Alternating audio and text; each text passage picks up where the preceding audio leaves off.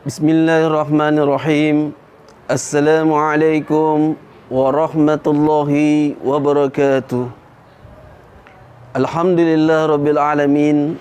Sahabat puas yang insya Allah dirahmati Allah Subhanahu wa ta'ala, Luqmanul Hakim memberikan nasihat. Sesungguhnya manusia terbagi dari 3 unsur. Ada unsur ruh, ada unsur jasad, dan ada unsur amal. Unsur ruh berasal dari Allah Subhanahu wa ta'ala dan akan kembali kepada Allah. Unsur jasad berasal dari tanah dan akan kembali ke tanah. Dan unsur amal akan kembali kepada manusia yang melakukan amalan-amalan tersebut. Sahabat puas yang berbahagia, ruh manusia adalah pemberian Allah, titipan Allah sementara kepada manusia di dalam jasad, yang satu masa dan satu waktu nanti akan diambil oleh Allah Subhanahu wa ta'ala, akan dikeluarkan dari jasad manusia untuk kembali kepada Allah. Karena ruh itu dari Allah dan dititipkan sementara dari Allah, yang awal pun penciptaannya dalam keadaan suci, maka dia harus kembali kepada Allah dalam keadaan suci. Jangan sampai ruh yang dititipkan oleh Allah Subhanahu wa ta'ala dalam diri kita kembali dalam keadaan kotor, kembali dalam keadaan cacat, kembali dalam keadaan tidak sesuai seperti awal daripada penciptanya. Seperti kita dalam kehidupan di dunia, sahabat puas yang berbahagia, kadangkala kalau kita membutuhkan sesuatu dalam acara-acara pesta besar, misalnya kita kekurangan piring, kita kekurangan sendok, kita kekurangan peralatan, maka kita akan pinjam kepada kerabat, keluarga, kepada tetangga. Maka kalau barang yang kita pinjam, yang pertama kita akan pinjam barang tersebut, maka otomatis pemiliknya akan memberikan dengan senang hati, dan dia akan katakan, jaga, tolong dijaga barang ini. Setelah kita pakai daripada barang tersebut, lantas kita bersihkan kembali, kita masukkan di kotak. Kemudian kita kembali setelah selesai acara, maka sang pemilik akan mengatakan terima kasih. Utuh dalam keadaan bersih kita pinjam, kita kembalikan juga dalam keadaan bersih, maka dia tidak membersihkan lagi, langsung disimpan seperti di mana pada tempatnya awal. Tetapi sahabat puas yang berbahagia, kalau barang yang dipinjam kita tidak rawat, kita tidak jaga dengan sebaik-baiknya, kita kembalikan dalam keadaan kotor, maka sang pemilik pun akan kecewa. Dan mungkin barang ini tidak langsung disimpan ke tempatnya semula, tapi terlebih dahulu dia akan dibersihkan. Setelah bersih baru ditempatkan di tempatnya semula. Dan yang ketiga, yang sangat mengecewakan dan mungkin sangat marah, apabila barang yang kita pinjam sudah kotor, kita tidak jaga, bahkan kita rusak, kita pecahkan, kita kembalikan kepadanya dalam keadaan pecah, dalam keadaan tidak utuh, maka pemilik ini akan marah. Demikian pula halnya ruh manusia. Ruh yang dimaksud di sini adalah keimanan kita kepada Allah Subhanahu wa taala. Kalau betul-betul kita jaga, kita rawat, kita bersihkan kembali kepada Allah dalam keadaan bersih, maka Allah akan ridho. Allah akan ridho, Allah akan senang, dan Allah akan merahmati kita semua. Sahabat puas yang dirahmati Allah Subhanahu wa taala, Allah berfirman, qad aflaha man zakkaha wa qad khaba man dassaha. Sungguh beruntung orang-orang yang selalu mensucikan hatinya, dan sungguh merugi orang-orang yang mengotorinya. Maka ruh dari Allah, mari kita pertahankan dalam dinamika kehidupan kita di dunia, untuk selalu melihat bagaimana prosesi ruh kita, iman kita, takwa kita kepada Allah, agar nanti saatnya diambil oleh Allah Subhanahu wa taala, dia pun dalam keadaan fitrah yang suci, yang selalu mendapatkan ridho dan rahmat Allah Subhanahu wa taala. Kemudian yang kedua, Luqmanul Hakim mengatakan bahwa selain unsur ruh, manusia juga ada unsur jasad.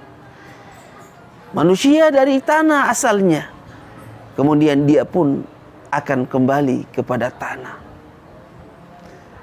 Jasad kita akan kembali kepada tanah. Tidak ada yang kita banggakan di dalam diri kita. Kegantengan kita, kecantikan kita, kemuliaan kita, detail yang kita raih, yang kita dapatkan, gelar-gelar yang kita miliki di dunia ini, tidak akan memberikan pengaruh ketika kembalinya jasad ke liang lahat, karena dia akan bersatu dengan tanah. Tapi kadang dalam hidup dan kehidupan kita, manusia begitu memperhatikan bagaimana jasadnya yang akan kembali kepada tanah, ketimbang dia memperhatikan ruhnya yang akan kembali kepada Allah. Kalau sakit jasad, kita akan segera pergi berobat, segera mencari dokter ahli, dokter spesialis. Kita akan segera memberi obat, ramu-ramuan bagaimana agar bisa menyehatkan tubuh kita, karena kita akan peduli. Kita merasa penting untuk merawat daripada jasad kita. Jangan sampai jasad kita ini sakit. Bahkan dalam kondisi yang tertentu, apapun yang dikatakan oleh seorang dokter tentang keselamatan jasad kita, kita akan lakukan. Ketika seseorang datang konsul, dia kena penyakit gula, dokter mengatakan kita harus dioperasi, diamputasi, dipisahkan daripada tangan atau bagian tubuh kita dengan bagian yang lain. Kita disuruh membayar sekian biaya operasi, kita mau lakukan.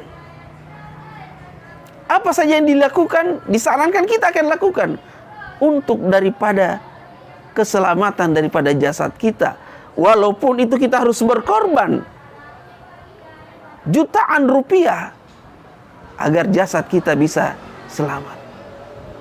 Bahkan terakhir kita akan mengatakan, setelah terpisahnya bagian tubuh kita dari jasad kita, setelah kita telah memberikan ongkos daripada kompensasi daripada sebuah operasi, kita kembali mengatakan terima kasih Pak Dokter yang telah merawat saya. Badan kita hilang, uang kita keluar, dan kita ucapkan terima kasih, karena begitu pentingnya kita rasa kesyukuran dengan kesembuhan daripada jasad kita.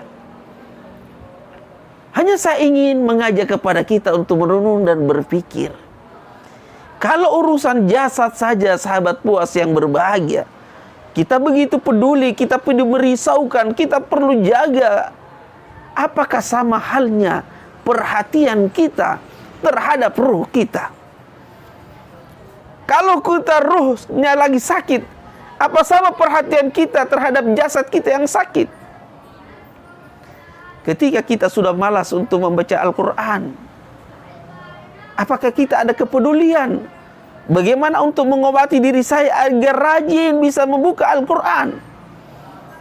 Ketika saya bergelimang harta, tapi harta itu susah saya nafkahkan di jalan Allah Subhanahu wa taala untuk memberikan bantuan kepada fakir miskin, mengeluarkan zakat dan infak. Apakah kita merenung pada saat itu bahwa sesungguhnya ruh saya lagi dalam keadaan sakit? Ketika mendengarkan suara azan berkumandang di masjid, susah kita melangkahkan kaki, mengayunkan tangan untuk memenuhi panggilan azan. Pun kita merenung, pada saat itu ruh saya sementara sakit. Kalau ruh sementara sakit, sahabat puas yang berbahagia, maka perlu kita ada usaha sebagaimana usaha kita untuk menyehatkan jasad kita. Yang kita harus ke dokter, kita akan minum obat, kemudian kita akan keluarkan uang. Demikian pula ruh halnya kalau sakit. Mari kita berusaha untuk senantiasa mempelajari agama, mendatangi ulama, mendengarkan nasihat para ulama, para ustadz, para mubalik, dan membuat usaha yang bisa menaikkan semangat iman kita di dalam kehidupan di dunia ini, agar ruh senantiasa stabil, agar ruh kita, iman kita senantiasa terjaga sebagaimana kepedulian kita daripada menjaga daripada jasad kita. Kemudian nasihat yang terakhir daripada Luqmanul Hakim, bahwa manusia adalah unsur amal. Amal, dia akan kembali kepada manusia. Manusia beramal baik akan kembali kepada manusia. Dia akan rasakan kebaikan daripada amalan baik yang dia buat. Demikian pula halnya manusia yang berbuat amalan buruk akan kembali keburukannya kepada manusia itu sendiri. Oleh karena itu, sahabat puas yang dirahmati Allah Subhanahu wa taala, mari sama-sama kita mendudukan ketiga unsur bagian komponen yang Allah berikan kepada kita semua. Ruh ini kita gunakan dengan sebaik-baiknya, kita sucikan sebaik-baiknya, karena dia akan kembali kepada Allah. Jasad pun kita senantiasa gunakan dia untuk beramal baik, menghindari daripada amalan-amalan buruk, agar dia nantinya insya Allah akan memberikan keselamatan, kebahagiaan kita dalam kehidupan di dunia dan di akhirat kelak. Ketika kita sudah keluar dari pintu rahim ibu kita, kita masuk ke pintu dunia, ke pintu bumi, dan kita akan masuk kembali ke pintu kubur. Di pintu kubur adalah awal kita memasuki daripada kehidupan akhirat. Akhirat akan terasa begitu nikmat, begitu nyaman, begitu damai bagi orang-orang yang mempunyai daripada amal-amal kebaikan di dunia ini. Tidak ada kata terlambat, sahabat puas yang berbahagia, untuk memperbaiki iman dan amal kita. Hatta itu besok akan terjadi kiamat, tidak ada kata terlambat untuk bertobat kepada Allah Subhanahu wa taala.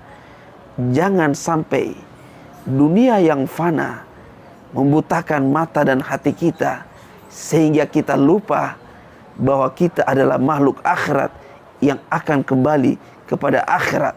Semoga Allah selamatkan kita, Allah pelihara kita, Allah jaga kita. Insya Allah sebentar lagi, beberapa bulan kemudian, kita akan memasuki bulan Ramadan. Kita berdoa kepada Allah agar insya Allah Allah memberikan kesempatan hidup kepada kita. Sebagaimana permohonan sahabat 6 bulan sebelum tiba Ramadan, mereka berdoa, ya Allah, sampaikan kami di bulan yang penuh rahmat, di bulan yang penuh keberkahan, di bulan yang saat manusia ini dilipat gandakan segala amal-amal kebaikannya, kita dapat dengan khusyuk beribadah kepada Allah Subhanahu wa taala. Mari kita saling mendoakan, semoga Allah berikan kekuatan kesehatan, berikan panjang umur berkah dalam kehidupan kita, angkat daripada penyakit-penyakit yang ada dalam diri kita dan yang ada di muka bumi ini. dan Allah insya Allah memberikan pertolongan kepada para ulama-ulama sebagai warasatul anbiya, sebagai pewaris para nabi. Kita muliakan daripada ulama-ulama kita. Kita dengarkan nasihat mereka dengan sebaik-baiknya. Kemudian kita saling mendoakan agar apa yang diperjuangkan diridai oleh Allah Subhanahu wa taala. Demikian pula pemimpin-pemimpin kita. Kita doakan semoga pertolongan Allah, rahmat Allah, hidayah Allah Subhanahu wa taala senantiasa mereka dapatkan di dalam mengayomi, memandu daripada umat yang banyak agar bisa selamat dalam kehidupan di dunia dan di akhirat. Demikian tausiah singkat pada sore yang berbahagia ini. Semoga memberikan manfaat. Hadanallahu wa iyyakum ajmain. Wassalamualaikum warahmatullahi wabarakatuh.